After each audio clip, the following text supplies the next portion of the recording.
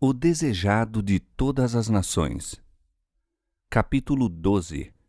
A vitória. Então o diabo o transportou à cidade santa e colocou-o sobre o pináculo do templo e disse-lhe: Se tu és o filho de Deus, lança-te daqui abaixo, porque está escrito que aos seus anjos dará ordem a teu respeito e tomar-te-ão nas mãos para que nunca tropeces em alguma pedra.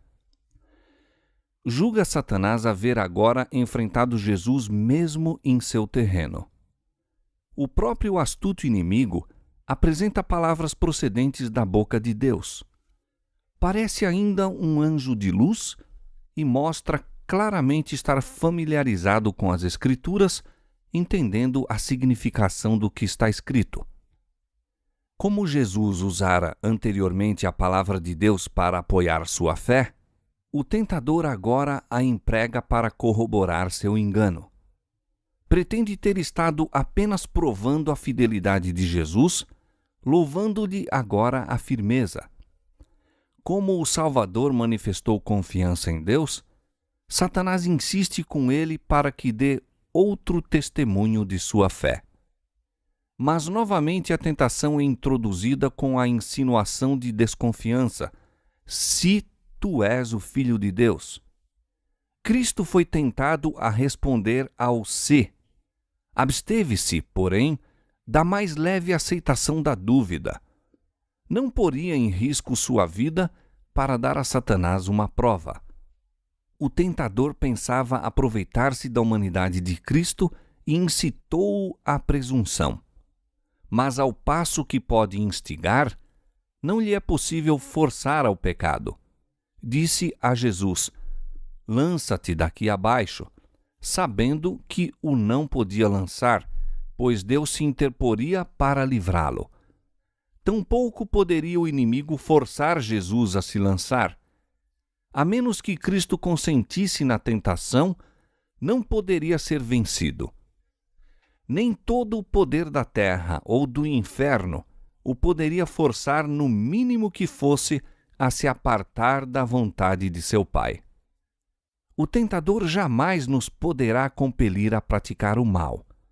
Não pode dominar as mentes, a menos que se submetam a seu controle. A vontade tem que consentir, a fé largar sua segurança em Cristo antes que Satanás possa exercer domínio sobre nós.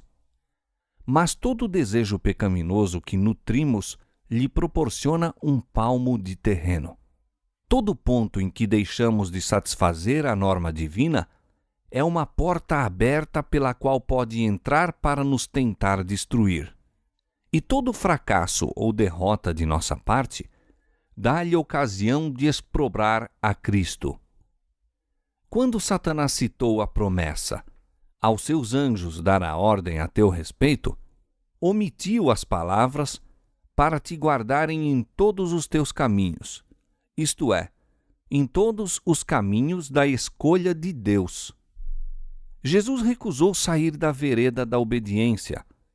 Conquanto manifestasse perfeita confiança em seu Pai, não se colocaria, sem que isso lhe fosse ordenado, em situação que tornasse necessária a interposição do Pai para o salvar da morte.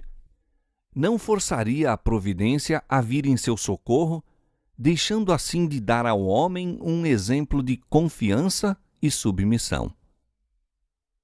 Jesus declarou a Satanás: também está escrito: não tentarás o Senhor teu Deus.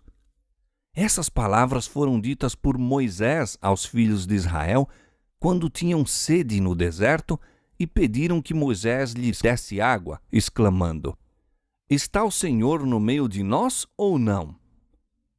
Deus operara maravilhas por eles.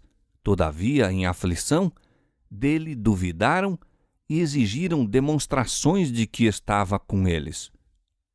Procuraram em sua incredulidade pô-lo à prova.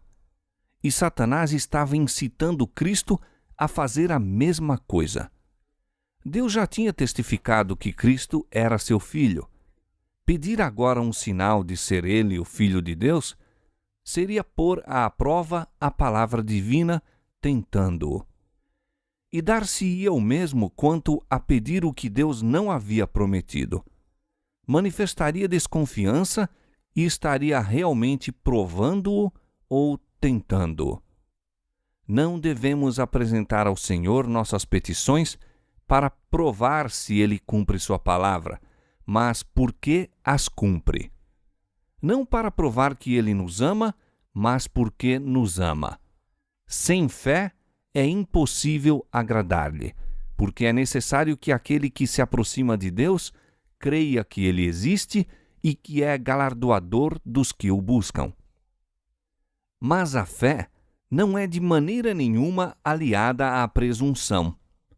Somente o que tem verdadeira fé está garantido contra a presunção, pois presunção é a falsificação da fé operada por Satanás.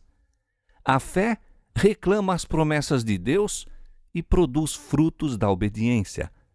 A presunção também reclama as promessas, mas serve-se delas, como fez Satanás, para desculpar a transgressão. A fé teria levado nossos primeiros pais a confiar no amor de Deus e obedecer-lhe aos mandamentos. A presunção os levou a transgredir-lhe a lei, crendo que seu grande amor os salvaria da consequência de seu pecado. Não é ter fé pretender o favor do céu, sem cumprir as condições sob as quais é concedida a misericórdia. A fé genuína baseia-se nas promessas e providências das Escrituras. Muitas vezes, quando Satanás falhou em incitar desconfiança, consegue êxito em nos levar à presunção. Se consegue pôr-nos desnecessariamente no caminho da tentação, sabe que tem a vitória.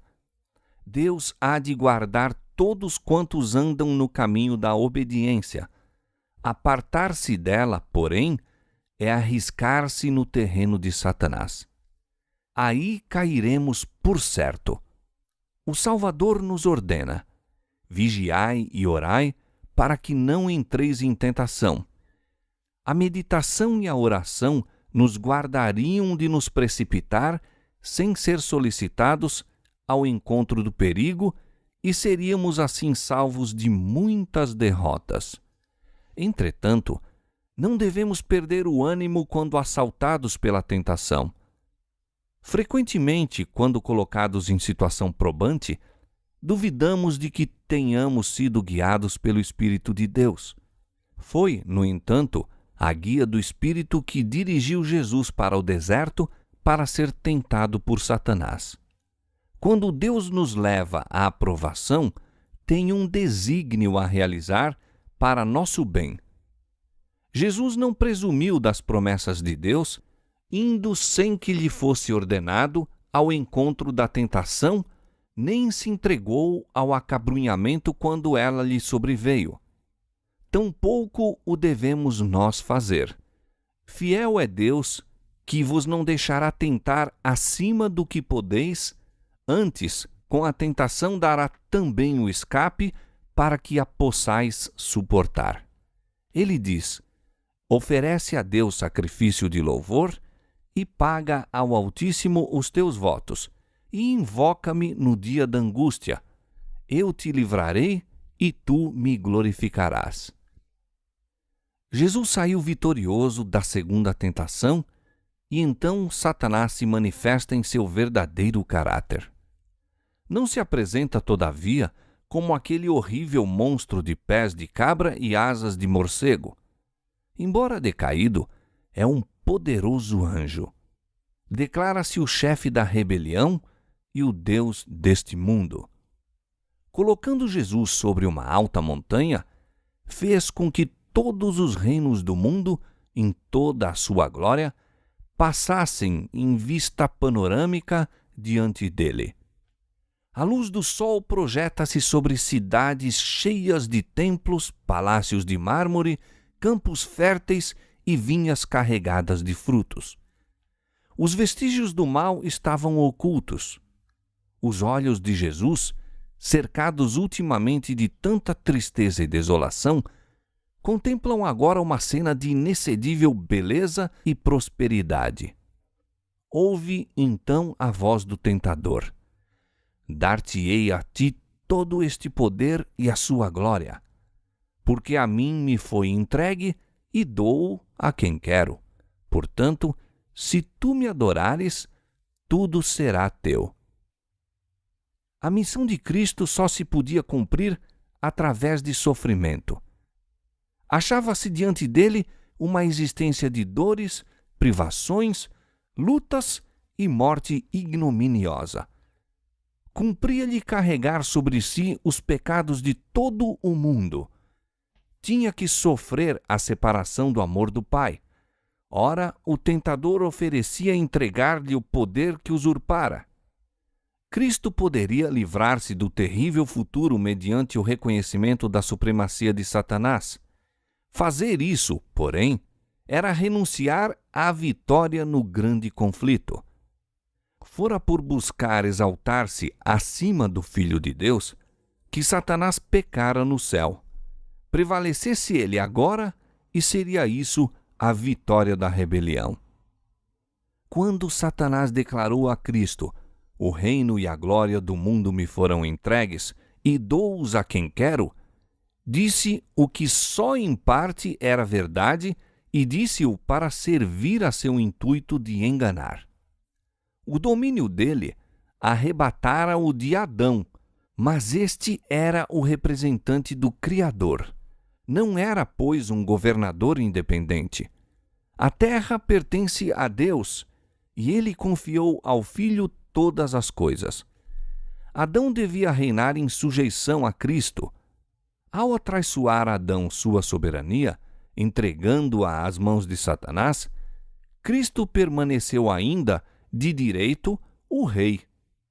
Assim disse o Senhor ao rei Nabucodonosor: o Altíssimo tem o domínio sobre os reinos dos homens e os dá a quem quer. Daniel 4:17. Satanás só pode exercer sua usurpada autoridade segundo Deus lhe o permita. Quando o tentador ofereceu a Cristo o reino e a glória do mundo, estava propondo que ele renunciasse à verdadeira soberania do mesmo e mantivesse domínio em sujeição a Satanás. Era este o mesmo domínio em que os judeus fundavam as esperanças.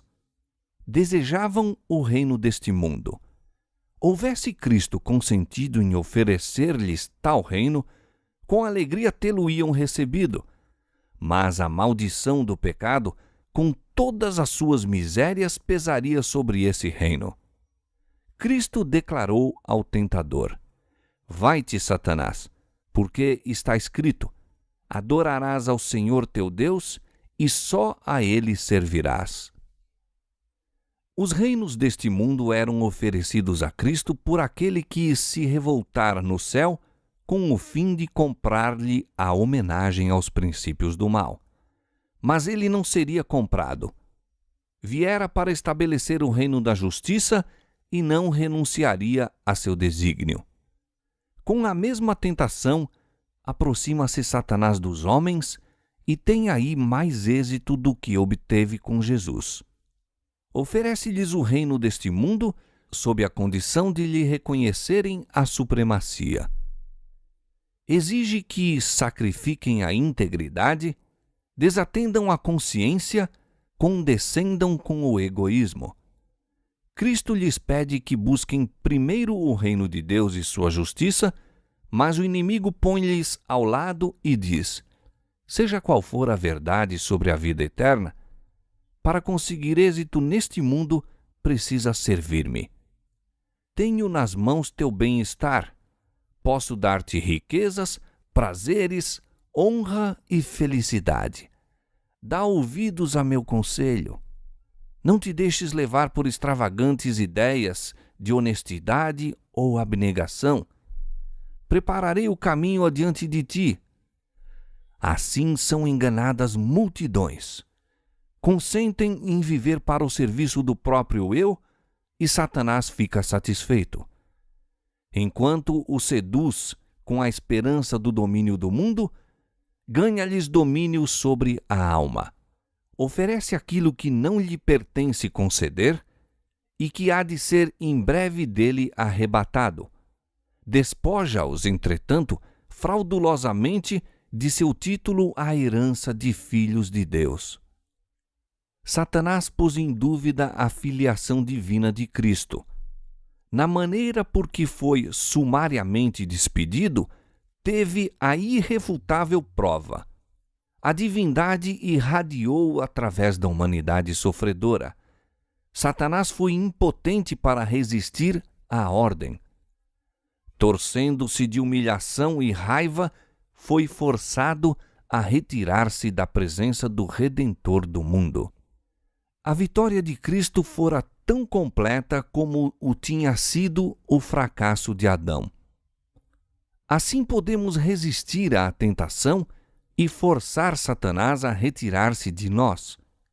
Jesus obteve a vitória por meio da submissão e fé em Deus e diz-nos mediante o apóstolo: Sujeitai-vos, pois, a Deus, resisti ao diabo e ele fugirá de vós. Chegai-vos a Deus e ele se chegará a vós. Tiago capítulo 4, versos 7 e 8. Não nos podemos salvar do poder do tentador.